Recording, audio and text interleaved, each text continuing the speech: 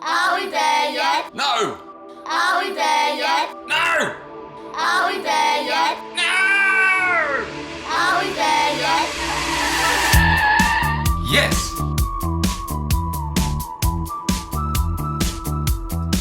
Dad, I'm hungry. G'day humans, Chris Stead from Finder here. I'm on the road and today I'm at the Solitary Islands Marine Resort in Wooli, which is basically a caravan park. Now, I've stayed here twice now, this is my second time. It's January 2022, so we're right in peak season. I'm going to take you on a little tour here and show you why I think it's pretty goddamn good value for money for families. Very family focused here. I've paying $85 a night, I think it is, for the 5 of us on an unpowered camping site. So it goes up from there, obviously. You've got every type of campsite option in the world here, from trailers to powered to cabins to big cabins to 2-story cabins to residents, the whole works. But on the lowest rung, you're looking at $85 a night for a family of 5. Let's take a tour. I'm going to show you why I think that's pretty good value. Let's give you a quick idea of what's just around the resort. You've got a pub here. It includes a botlo, also sells a bit of seafood here sometimes. Big beer garden, TAB, all of that. Right next to it, you've got a servo, with the fuel is actually not ludicrously priced. It's about the same as it is on the highway. And a general store which has just pretty much a bit of everything.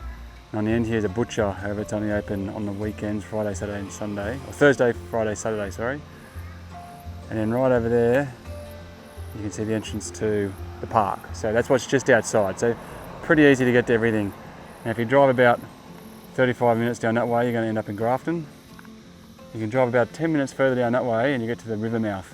And down there there's beaches to surf, beaches to swim, sand dunes to roll down, lots of other places to see and do, restaurants, an RSL, a bowling club, all that kind of stuff. You can also drive down some dirt roads into the bush to find other places to surf, like mini waters.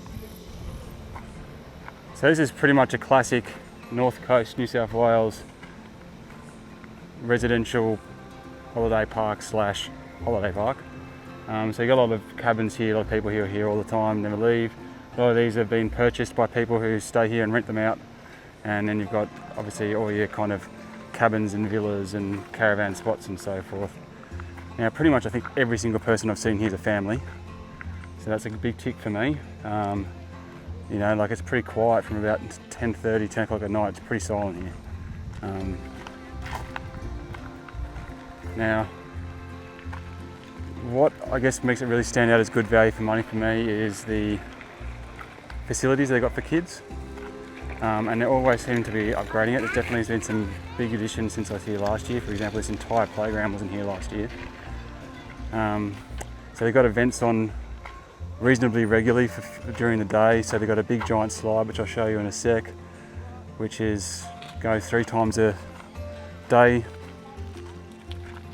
They open that up. They've got jelly eating contests when it's not COVID. They've got a blow up slide. Movie nights here by the pool. Just heaps of stuff like that, you know. It's just kind of so much for the kids to do. It's a very safe environment. There isn't any lifeguards or anything like that. It's something to note. If your kids aren't good swimmers, you might need to spend a lot of time at the pool. You can see it all. Good facilities everywhere, although some of the toilets I found didn't flush, but for the most part I think everything's been slowly upgraded. So the cliffhanger, this thing blows up for the kids and you can see the times there, so it's on at 3 o'clock or 11:30. So you've got a couple of pools.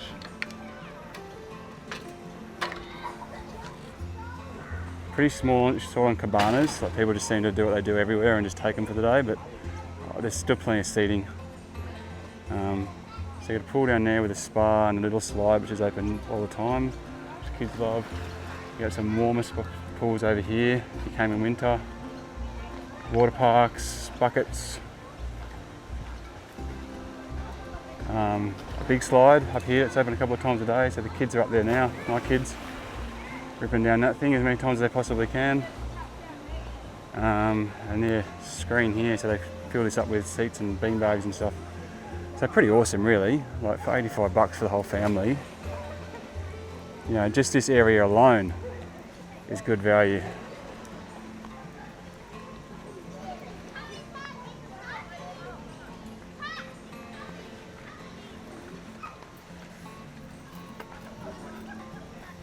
There was a sand pillow here, like the jumping pillows, but they've changed it to a park, which I think is way better because those pillows, while fun, it's just a hospitalisation waiting to happen. So I don't really have anything negative to say about this place, to be honest. For the price that you're paying, I felt safe and secure here. It's dog friendly. Most of the people I've seen here with dogs have been perfectly fine. The spaces for each of the sites is pretty spacious. They've just started replacing a lot of the grass with fake grass, which makes it a little bit harder for some of the sites to be functional with multiple tents. So you can see here some of the new sites that they've done up. So the fake grass, spot for your caravan. But if you've got multiple tents, it can make it challenging in some of the spots. Not too bad. One thing you definitely have to keep in mind here is that there's next to no reception. So you're looking at about 1 bar of 4G on Telstra, maybe split just to 3G every now and again. So you can always make phone calls and send text messages, but if you're expecting to stream YouTube or something like that, watch all my awesome videos while you're here, you might find that a bit more challenging. The ice cream truck comes in here, and some people come to collect all the beer cans as well. But yeah, so there's no reception and there's no internet either. So you can go up to the pool, you get a bit more reception up there next to the office. You can always just go up there and do a bit of work if you need to. There's still all grass sites around, which, as you can see here. This is next to one of the amenity blocks. But I see they've slowly been going through and putting fake grass and gravel in spots for caravans. So it's actually far emptier than I would have expected, to be honest, but I think a lot of people are catching COVID at the moment. A lot of the sites have these tables and chairs already available. I guess the thongs are a free bonus. So you've got like a real mix of cabins and trailer spots and campsites all together. A lot of them are reasonably well shaded. A lot of trees, a lot of growth.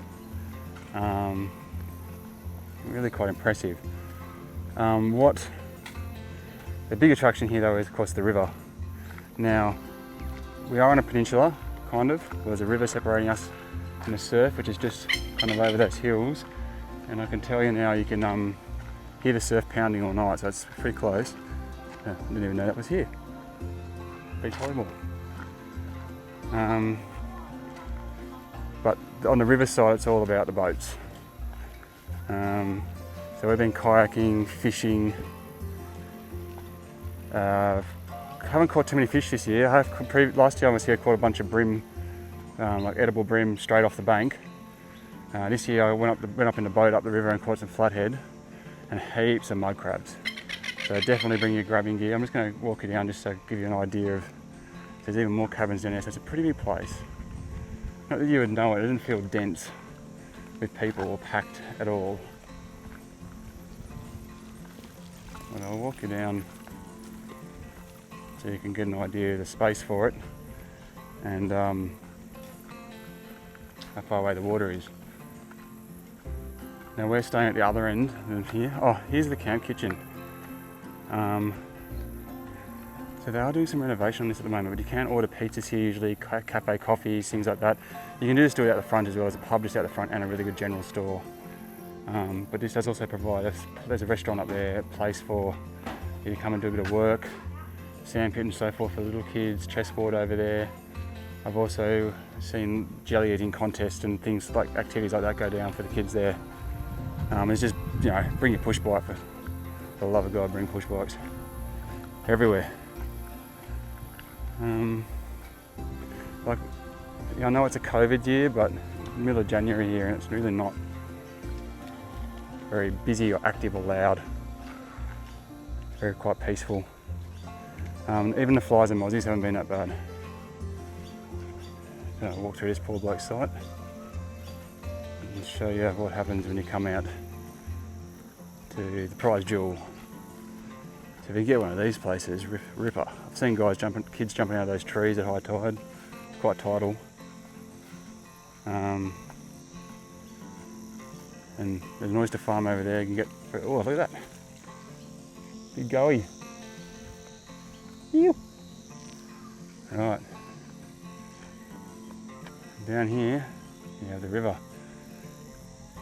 So that's actually, look, it's max king high tide right now. Like it was full moon last night.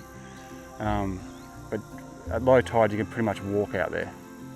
So the kids were running around the flood mats, got heaps and heaps of yabbies just off here, and then just fish with them at high tide. And then just cruise up the river, way up there and around the corner, and start putting crab nets and dillies out, traps, and pulled in, I don't know, we've probably pulled in about 25 to 30 epic crabs. In fact, we had crab sandwiches for breakfast this morning, sick.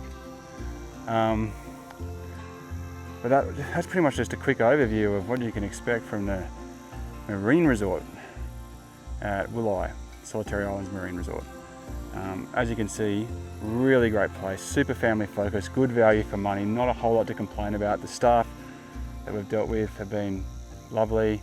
No one's in your face, no one's been coming and shouting at us for a dog barking or a kid doing the wrong thing or anything like that. It's pretty relaxed.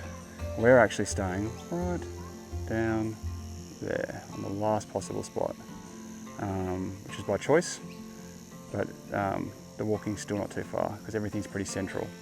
So those are my thoughts on the Solitary Islands Marine Resort at Wooli. And you'll find it about 45 minutes or so north of Coffs Harbour and about 35 minutes east of Grafton. It's right on the beach and right on the mouth of a river, which gives you the best of both worlds if you ask me. I reckon it's a great value stay for families. It can be a little tricky to get into this time of year, so just make sure you book ahead if you can. However, we're seeing a lot of cancellations at the moment because of COVID, so you never know, just try your luck. Get out there, get amongst it, enjoy it. I had a great time here, so did my kids. And for me, it's back on the road. I'll see you next time.